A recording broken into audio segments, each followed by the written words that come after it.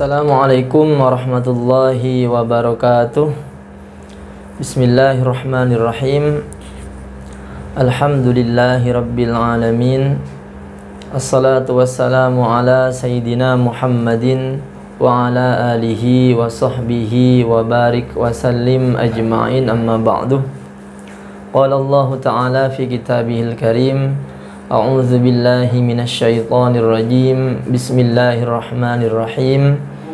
Syahrul Ramadan alladzi unzila fihi al-Qur'an hudan lin-nasi wa bayyinatin minal huda wal furqan. Wa qala an-nabiy sallallahu alaihi wasallam, khairukum man ta'allamal Qur'ana wa 'allamahu. Para sahabat BMS Indonesia rahimakumullah, alhamdulillah kita berjumpa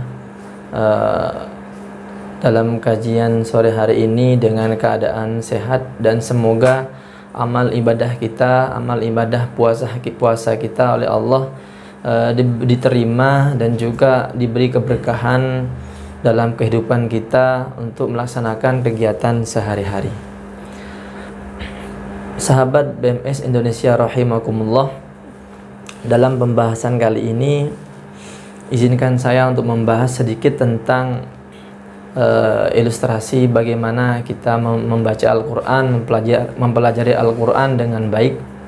Tentu kita sering mendengar banyak sekali beredar metode-metode yang kita ketahui, bahkan kita sebagai pelaku metode tersebut itu tentu tidak luput dari bagaimana cara kita mempelajari membaca Al-Quran dengan baik.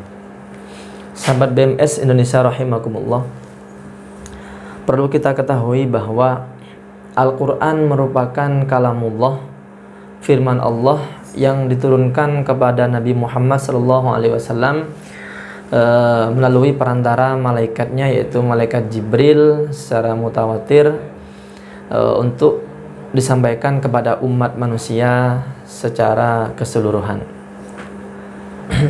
Dalam Al-Quran Allah sudah menjelaskan bahwa apalagi sekarang kita masuk di bulan Ramadan, tentu pada tanggal 17 Ramadan yang lalu kita sudah memperingati yang namanya Nuzulul Quran, artinya hari di mana Al-Quran diturunkan pada hari tersebut.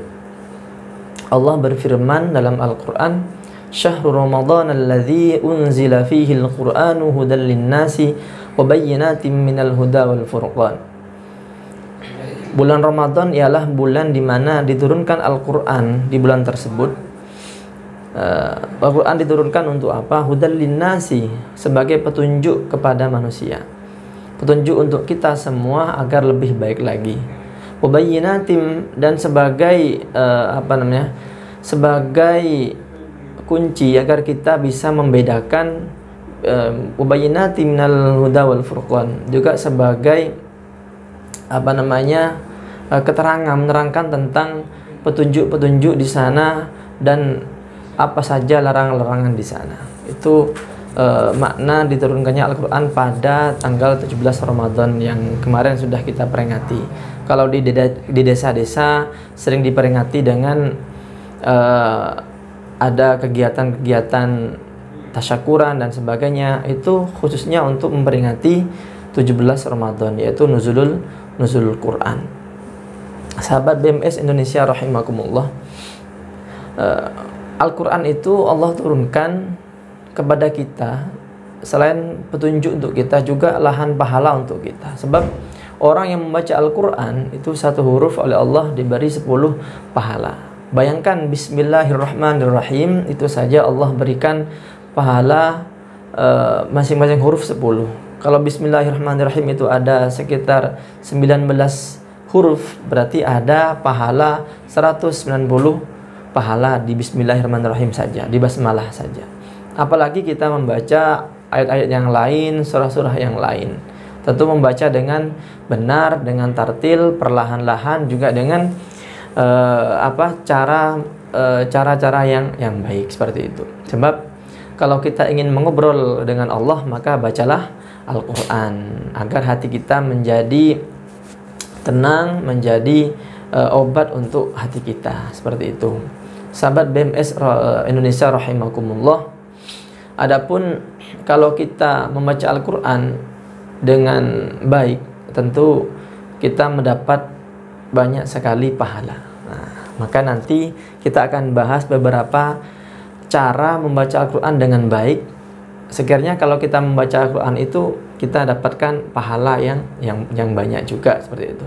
Dengan metode. Nah, nanti kita mungkin sering mendengar ada metode-metode Quran, seperti ada metode at-ta'lim, ada metode at-tanzil, qiraati, tartila, dan lain sebagainya. Itu metode-metode Quran.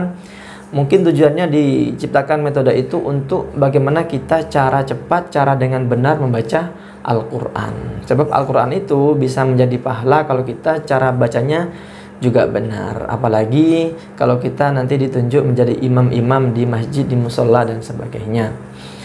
Mungkin pembahasan berikutnya para sahabat BMS Indonesia, kita akan sedikit membahas tentang apa itu metode Quran, dan mungkin metode apa yang tepat untuk kita biar lebih cepat membaca Al-Quran.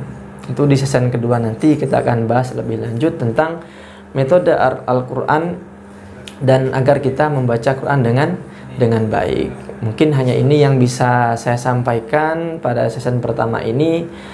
Kurang lebihnya saya mohon maaf. Semoga mendapatkan keberkahan kita semua, dan semoga kita oleh Allah dijadikan manusia yang istiqomah menjalankan puasa Ramadan. Akhiran dari saya, ihdinas siratal mustaqim. Assalamualaikum warahmatullahi wabarakatuh.